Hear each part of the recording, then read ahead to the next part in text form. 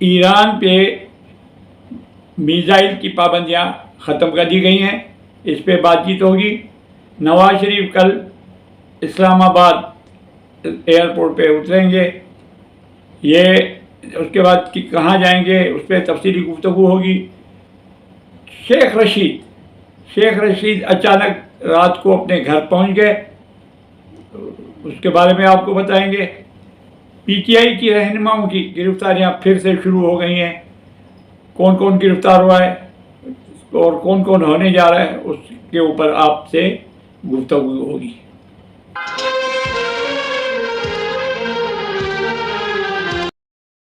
अस्सलाम वालेकुम, मैं हूँ आगा महबूब और आप देख रहे हैं मेरा यूट्यूब चैनल सियासी बाजीगर। व्यूअर्स, आज एक बहुत अच्छी खबर पहले शेयर करूँगा कि अक़वाम मुत्तहिदा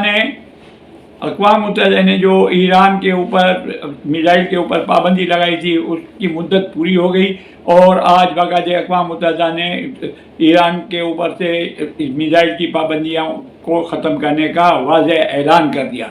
ये मुस्लिम दुनिया के लिए, मुस्लिम ममालिक के लिए और ईरान के लिए बहुत बड़ी खबर है।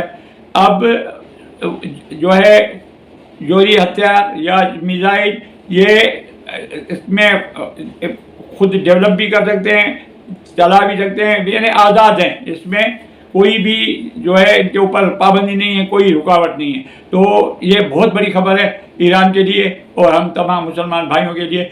अब देखना ये है कि ईरान जैसे धमकियाँ दे रहा है इसराइल को, तो उनकी में धमकियों में शिद्दत आती है या वही सिलसिला चलता है। बहरहाल ईरान के लिए बड़ी अच्छी खबर थी जो आपके साथ शेयर की। तो उसके बाद हम आपको बताएंगे जनाब इमरान खान के बारे में, कि इमरान खान के बारे में आज जो है एक अच्छी खबर इमरान खान के लिए भी है कि पीटीआई की ख़वातीन रहनुमा जो लड़कियां थी 13-14 जो 9 मई के वाक़यात में गिरफ़्तार थीं, जिनमें निमाया खदीजा शाह और सनम जावेद उनके बड़े चर्चे हुए। तो इनकी दोनों की दो मुकदमात में ज़मानत मंजूर हो गई है, लेकिन इन्होंने 5-5 लाख रुपए के ऊपर इनकी ज़मानतें मंजूर हुई हैं, लेकिन इन्होंने अभी तक मचल के आज उनके वकला ने मचल के नहीं भरे, जिसकी वजह से कारी वगैरह इशू होने में ताख़ीर हो गई, नहीं हो सकी। तो अब ये देखना है कि कल वो रिहा होती हैं या किसी और मुकदमे में उनको फिर दोबारा उठा लिया जाता है। तो फ़िलहाल ये 2 मुकदमात में से उनकी जो है ज़मानत पे रिहाई मुमकिन हो गई है। अब इमरान खान के बारे में एक नहीं बल्कि 2 खबरें बहुत बुरी वाली खबरें। इमरान खान के एक साथी पीटीआई के सरकर्दा नौजवान लड़के हैं और पीटीआई में कोई और कलीदी ओहदा भी है इनके पास और साबिक सूबाई वज़ीर भी रहे ये केपीके के। इनका नाम है कामरान बंगश।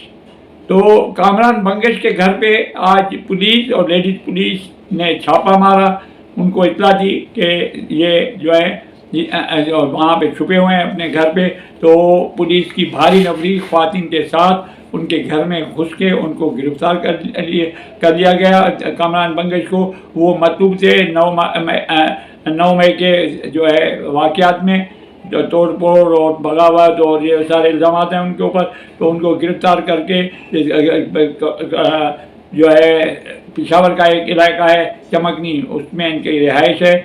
चमकनी के इलाके से इनको गिरफ़्तार कर दिया गया और थाना चमकनी में इनको दे दिया गया।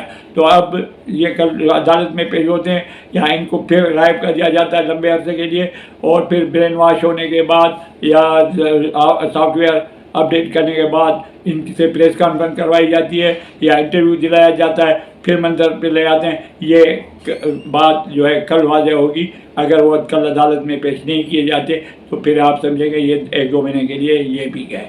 तो एक ये बड़ा शॉक है इमरान खान के पीटीआई के लिए कि उनके ये एक कारकुन आज गिरफ़्तार हो चुके हैं।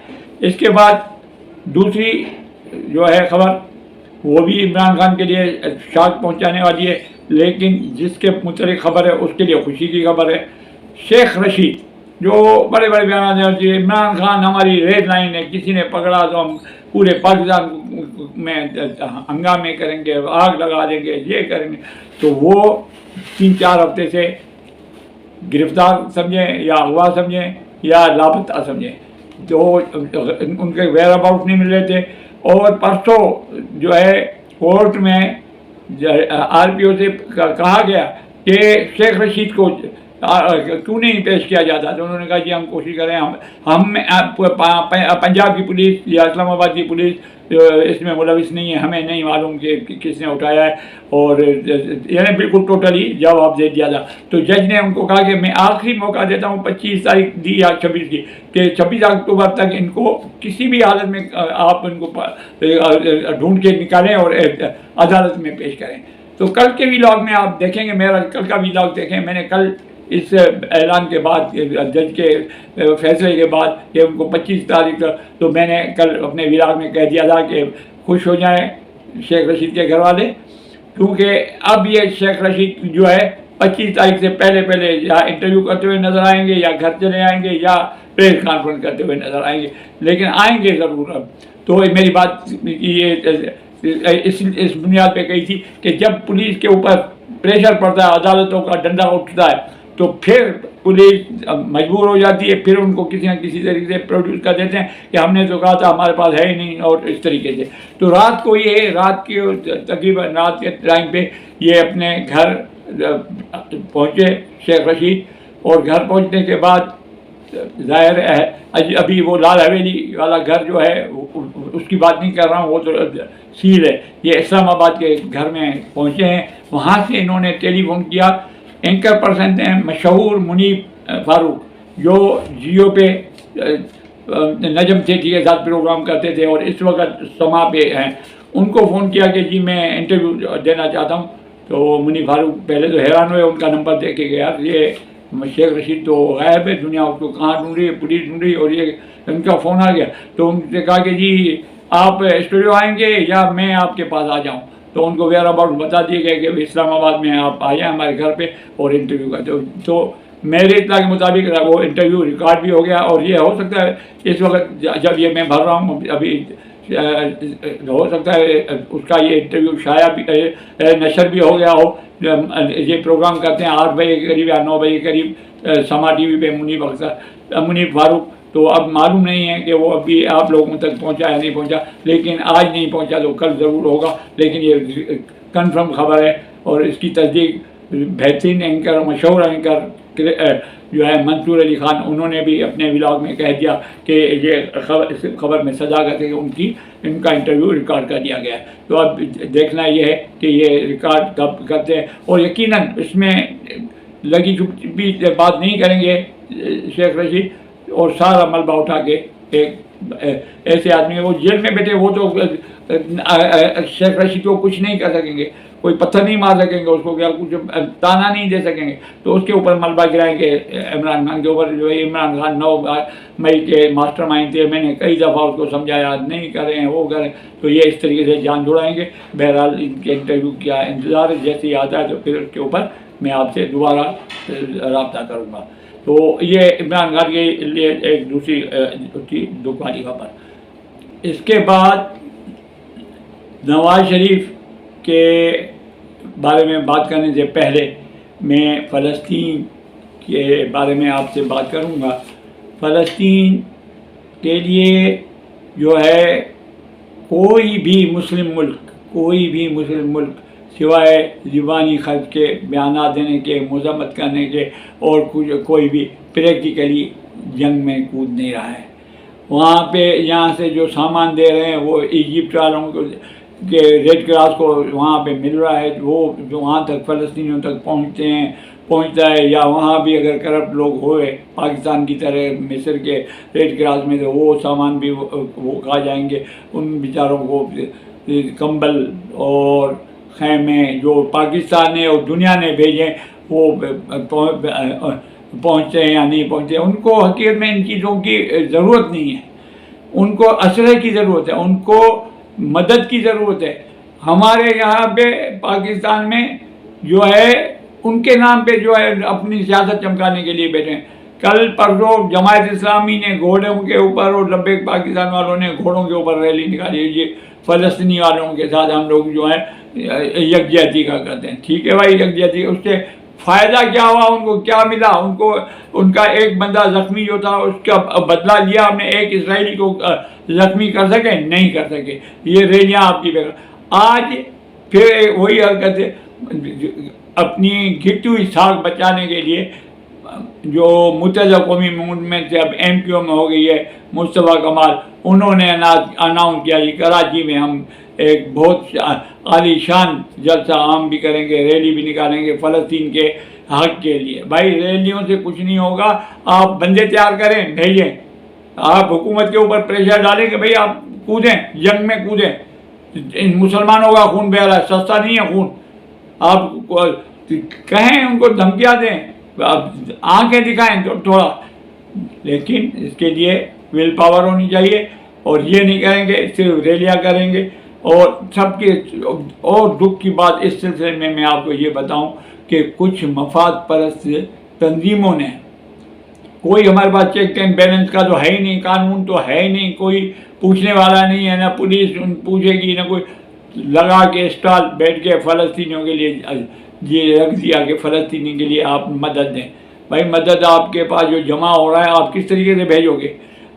گھر گھر میں, محلے محلے میں یہ جو ہے کچھ سیاسی جماعتیں, دو بڑی جماعتیں نہیں کر رہی ہیں, پیپلز پارٹی نہیں کر رہی, مسلم لیگ نون نہیں کر رہی اور پی ٹی آئی, لیکن کچھ لوگ مفاد پرست انہوں نے اپنے اپنے اسٹال لگا لیے کہ بھائی آگے جمع کریں. اور کچھ جو ہمارے سیدھے سادھے لوگ ہیں ان کے پاس چاول, دال, مرچیں, کپڑے, رضائیاں, کمبل جو اپنی حیثیت کے مطابق ان کے پاس جمع کرا رہے ہیں. وہ کہاں جائیں گے؟ وہ کس کو دیں گے؟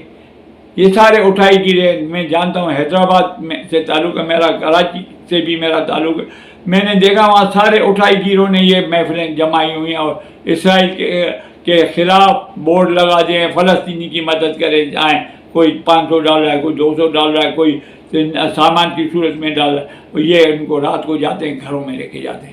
تو اس طریقے کا نہیں, ان کی چیک اینڈ بیلنس ہونا چاہیے, کوئی اکاؤنٹ ہونا چاہیے گورنمنٹ کی طرف سے. بھائی آپ کو جس کو بھی دینا ہے اس میں آپ جمع کرا دیں, یا جو بھی بندہ مدد کرنا چاہتا ہے تو یہ فلاں نمبر ڈائل کریں, آپ کے اکاؤنٹ میں سے $10 $20 جو بھی ہے آپ کہیں گے وہ کٹ جائیں گے, وہ فلسطین کے فنڈ میں.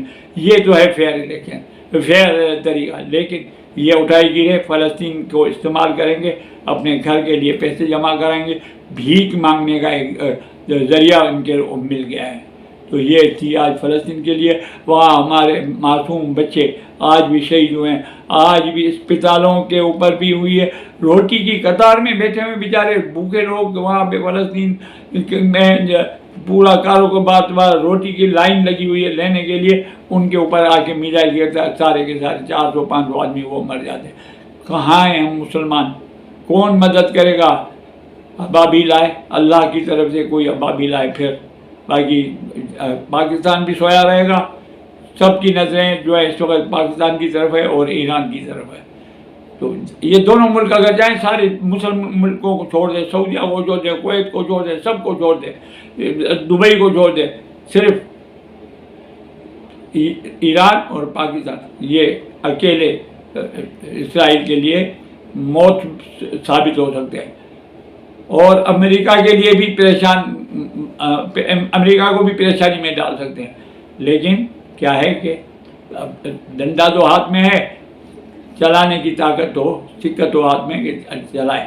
تو یہ ہے فلسطینیوں کا حال. اللہ تعالیٰ ان کی مدد کرے. اب آخر میں ہم آتے ہیں جناب نواز شریف کے اوپر. نواز شریف کے کل کوئی کہہ رہے ہیں کہ 12:30 بجے پہنچیں گے, کوئی کہہ رہے ہیں 2:30 بجے پہنچیں گے, 2 بجے پہنچیں گے. بہرحال ان کا پرائیویٹ چارٹر طیارہ ہے جو پورا کیا ہوا ہے. دبئی سے اڑان بھریں گے, وہاں سے تمام صحافی جو ہے گئے ہوئے ہیں وہاں انہی کے ٹکٹ پہ جب آئیں گے تو وہ ظاہر ہے مجمع 200 کا ہوگا تو 2000 لکھیں گے. تو اس طریقے سے اس کی پبلسٹی بھی ہو جائے گی. اور دبئی سے کھانا پینا سارا خرچہ مسلم لیگ نون کر رہی ہے. اور یہ کل یہاں پہنچیں گے, اس کے بعد ان کا دوسرا پڑاؤ ہوگا لاہور میں.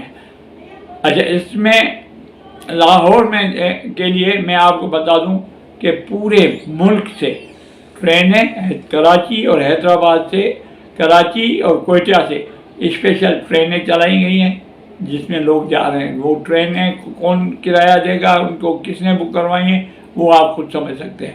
عوام فری میں بیٹھ کے، اب فری میں مجھے بھی کہیں گے اسلام آباد آپ کو لے کے چلتے ہیں ہوائی جہاز میں بھی چلا جاؤں گا. تو اس طریقے ٹرینیں فری میں چل رہی ہیں، جو بھی آ رہا ہے بیٹھو بھائی لاہور گھوم کے آ جائیں گے. جلسہ ہوگا تھوڑی دیر میں، اس کے بعد لاہور تو گھوم لیں گے. تو ساری اتنی رش ہے کہ بسوں میں جگہ نہیں مل رہی ہے، ریل گاڑیوں میں جگہ نہیں ملی. اور یہاں پہ سندھ سے زبیر جو ہے اسد عمر کے بھائی جو ہے وہ اس کے مسلم لیگ نون کے لوگوں کو لے کے جا رہے ہیں وہاں پہ، اور دوسرے بھی ہیں حیدرآباد سے بھی، دوسری جگہوں سے بھی. تو بے تحاشا لوگ جا رہے ہیں، اس میں کوئی شک نہیں ہے. اور یہ لوگ کیوں جا رہے ہیں اور کس کی وجہ سے؟ یہ محبت میں نہیں جا رہے ہیں، نواز شریف کی محبت میں نہیں جا رہے ہیں. یہ مرہون منت ہے عدالتوں کا.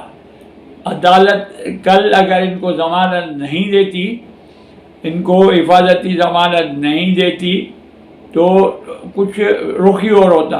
کیوں کہ جب ان کو جیسے ہی آئے ہیں اور 1.5 منٹ کے اندر یا 2 منٹ کے اندر ان کو جو ضمانت کا پروسیس پورا کمپلیٹ ہوا ہے، یعنی حفاظتی ضمانت کا، تو اس کے بعد لوگوں نے سمجھ لیا کہ بھائی مائنڈ سیپ ہو گیا. وزیر اعظم اگلا جو ہے نواز شریف ہے. کیوں کہ کنوکٹڈ بندہ، ایک سزا یافتہ بندہ آتا ہے، یاد میں اس کو گرفتار کرنے کے بجائے اس کو گڈ ٹو سی یو کہہ کے اور اس کو لاہور جانے کی اجازت دی جاتی ہے، ان کی ضمانتیں منظور ہو جاتی.